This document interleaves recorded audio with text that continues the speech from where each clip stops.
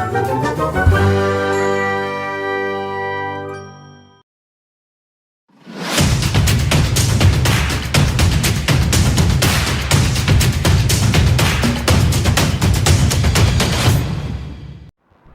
here we are at Graice Pack, Tampa, Florida, with Miss Cris Rodriguez. Look who's here. What's up, everybody? Hi, Cris. How you doing today? Well, Randy, and you? Well, it's nice and warm in Florida. I'll take that any time I can get it. How about a little tour of this fancy place?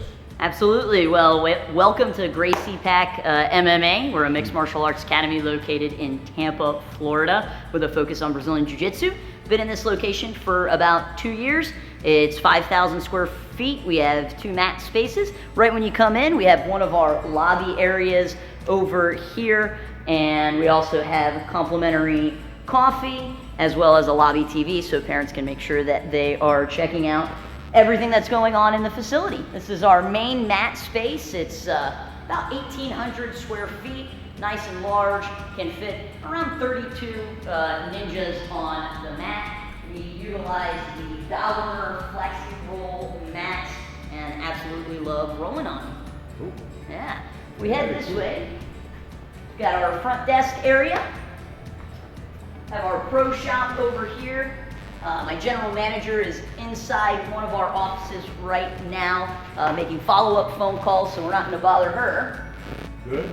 Sure she appreciates that. Yes. Appointments booked, so making confirmation calls. There you go. We have another office in here that we utilize for sales. Terrific. Got our iPads for checking in, our curriculum up on the board, as well as our attendance cards. We're old school attendance cards, always a huge fan of the old school. You know, it's interesting how many people are going back to that. Yes. That they're just sometimes some things with the old ways are, there was a reason we did that. Absolutely. Okay. So if we come down this way, we have a women's bathroom, a men's bathroom. We have showers for our adult program as well. And then we have a secondary lobby area with high top tables. Parents really love this area over here, especially working parents. They can log on to the free Wi-Fi and get a lot of work done. Come down this way. I'm going to take a quick shot here. Yeah, for sure. If that's okay. I'll edit out anything you don't want in there.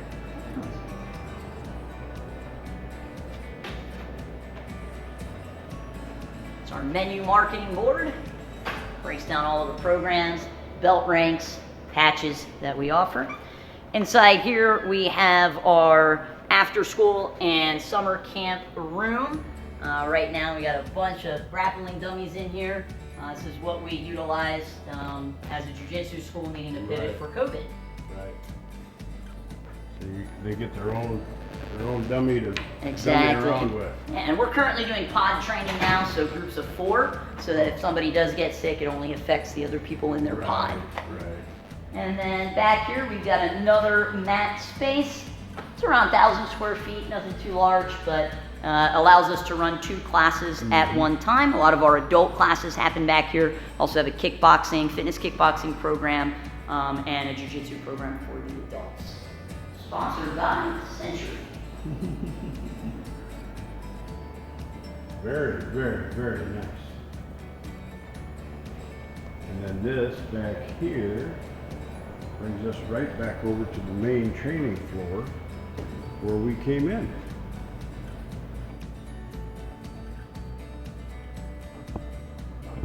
Boom. Cool. Hey gang, how you doing? Randy Reid here for Reid on the Road, out having fun. I'm in Tampa, Florida with Miss Cris Rodriguez, one of the dynamic, hard-charging, used to be up and coming, now she's here in the martial arts industry. Cris, how you doing today? I'm excited, I'm pumped. Yeah, saw you this past weekend at Melody's event, and That was a good time. yeah, it was, I mean, you can't go wrong when it's on the beach at the Serrata. Well, and it's always, you know, I've spent 50 years with the karate family, and I just enjoy them. Sometimes we enjoy them too much. We stay out too late, but it makes for a long day at the seminars, but that's kind of what we've done for many, many years. So for those of you, the followers who don't know you, a little bit, let's start with some background on you, and then we'll talk a little business. Yeah, so I've been in the martial arts industry since I was 8 years old. I started at a Junri Institute of Taekwondo school and fell in love with the martial arts. It was on March 15th, 1993, and haven't stepped foot off the floor since then. Okay. While I was training in Taekwondo, my instructor started taking seminars from Rickson Gracie and Royce Gracie. So he started implementing jiu-jitsu into our Taekwondo curriculum. And I hated jiu-jitsu because I wasn't very good at it. Finally, when I was 16, I decided to go to the jiu-jitsu school that he was going to, and I fell in love with jiu-jitsu. I've been teaching at a martial arts school since 11 years old as an assistant instructor, officially on the books, by the age of 15. And I stayed here in Tampa to go to the University of South Florida because I was working as the head instructor of my Taekwondo school. And you have a degree in education. Yes, in elementary education. Yeah. I tell you, some of the best martial arts school instructors that I've seen come out of the teaching profession, because it comes from a part of your heart that you were willing to go to college to help kids, and so you have an ingrained desire to teach and nurture. I think that carries on to the floor and is a great asset. Sure, and it's a great selling point as well, when prospects are coming in. Right. So this school, when did you open your own school? Yeah, it was in September of 2012, so we just celebrated our 8th year. This is our 3rd location that we are in. Okay. And right now, obviously, this is October of 2020. Florida's just kind of opening back up again. What are you seeing business-wise in your school? Yeah, we've been open since June 1st, which meant we were able to offer a summer camp. Our summer camp was completely sold out. Right. And initially, besides the summer camp, the kids' enrollments were a little bit slow. Adults, no problem. We were kind of busting at the rims in terms of our adult program. But once the kids went back to school in August, we're seeing a lot more kid signups on top of the adult signups. And we're a jiu-jitsu school, right? And we don't do weapons, we don't do katas and forms. And there were obviously challenges for all martial arts school owners, but there were additional challenges for jiu-jitsu, schools. Right. So we actually taught our students how to make grappling dummies out of pillows and out of a hoodie and out of towels for their Zoom classes. And we ended up buying a full class set of grappling dummies for the social distancing aspect.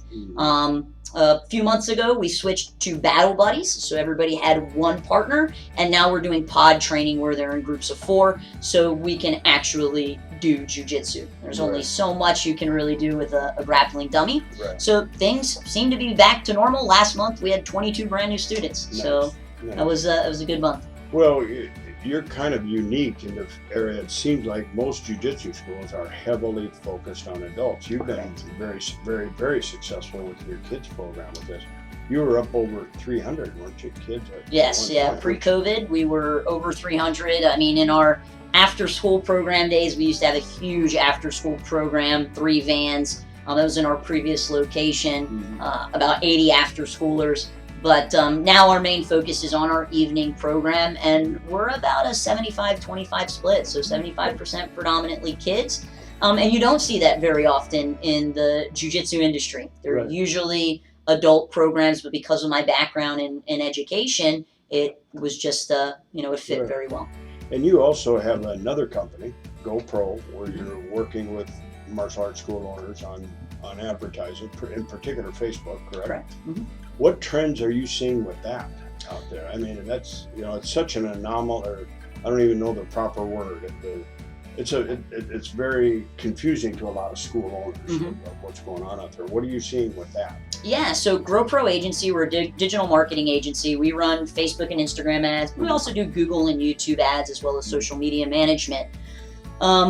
We've been up and running since March of 2019. So, we've seen what schools could do in 2019. We're also seeing what schools are doing now in 2020. And it really comes down to where pretty much where these schools are located, right? That's just what I was going to say. Yeah, It's schools such a- in California, in New York, in New Jersey, obviously aren't seeing the same results as, schools in Schools that are Florida and the ones that are Illinois, open. Some of them are open, right? Something that was pretty interesting that, now you look back and it makes sense, but when it happened at the end of March and in April, we saw insanely low cost per leads. And it's because not only in the martial arts industry, but really in all industries, businesses cut their marketing budget. They were Right. completely trying to slash their expenses.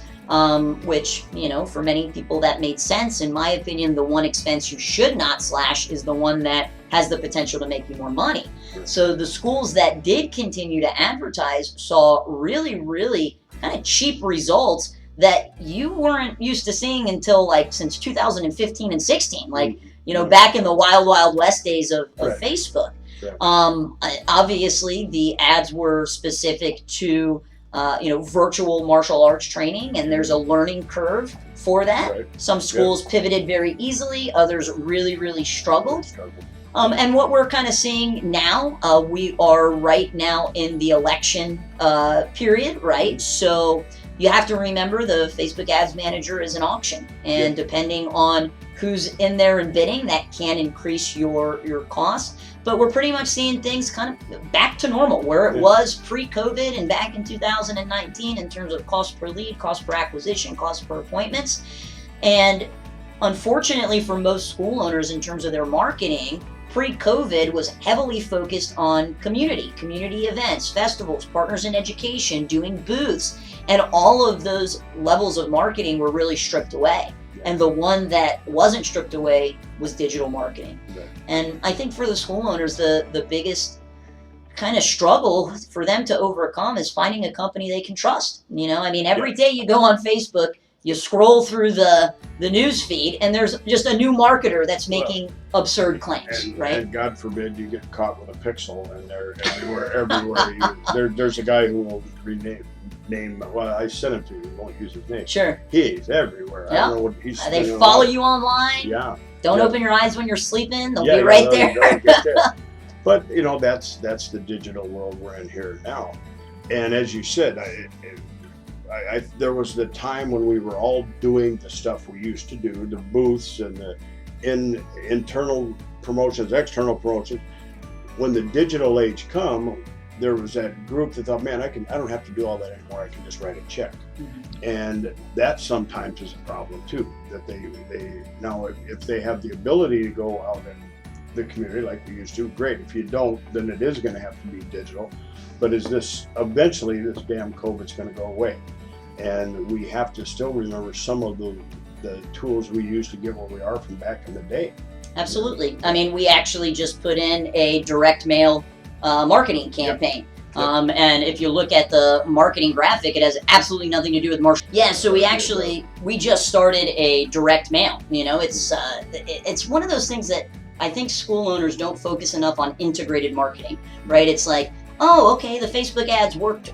Okay, well, what if not only you did Facebook ads, but you also did email marketing and SMS marketing, and you picked up the phone and you did a direct mailer. All of those are what I call lines in the ocean. And the more lines you have out in the ocean, the more fish you're gonna catch. So absolutely, I think the digital world was very front and center during COVID. Now that things are starting to open up, I know school owners that are able to, get into the schools and start developing those partners in education. Events are starting to happen again, so I'm sure festivals will be right around the corner. But you can't forget about traditional marketing. Yep. There's a reason why it's been around so long. Well, and one of the concerns or statements that I always found is, in all my travels, if the school owner is staying around that 3% attrition rate per month, and they're moving, that usually allows them to get around a 50% referral rate. If that attrition rate goes up, the referral rate goes down. So it's a double whammy both ways. So keeping in mind that we've got a market, but again, as everybody knows, you got to shut the back door. And one of the back doors is to follow that attrition rate and make sure that we have our referrals working properly. I always found it interesting that a student, an 8-year-old child, can join martial arts. The parents tell us how much they love it. They're there for a year and they don't bring in a friend. And your average karate school gets 5 to 10% of their people from new students. Every other activity the kids do, they're bringing their friends. I don't know why we're not doing a better job of getting referrals. I think, part of it just comes down to the many hats that we have to wear as a martial arts school owner.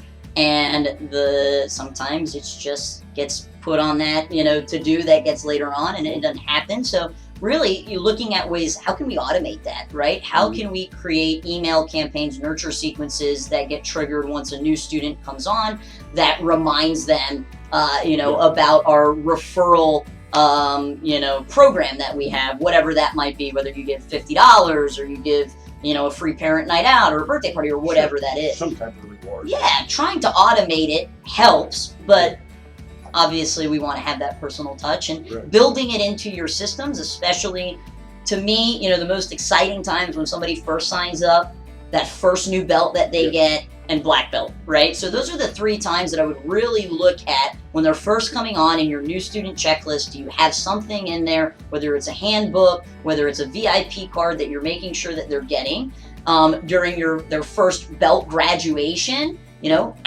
Just ask. And it's amazing what happens when you just ask. And then also the black belt. If you can, I think, hit those 3 areas and asking for referrals, then and systemize it, it's going to be that much easier. I agree. Well, I know you've got an appointment coming. I appreciate you taking time out of your always busy day. You wear a few hats yourself. A few, but I love it all. So. And you've got a new baby at the house. I saw you grappling with what's your child's name? Cruz. Cruz. Oh, I saw you trying to put a shirt on Cruz. I said, Cruz is going to be a natural jiu-jitsu expert. He's learning early, just about defeated you. So I want to thank you for your time and thank you for coming, sir. Yes, sir. All right.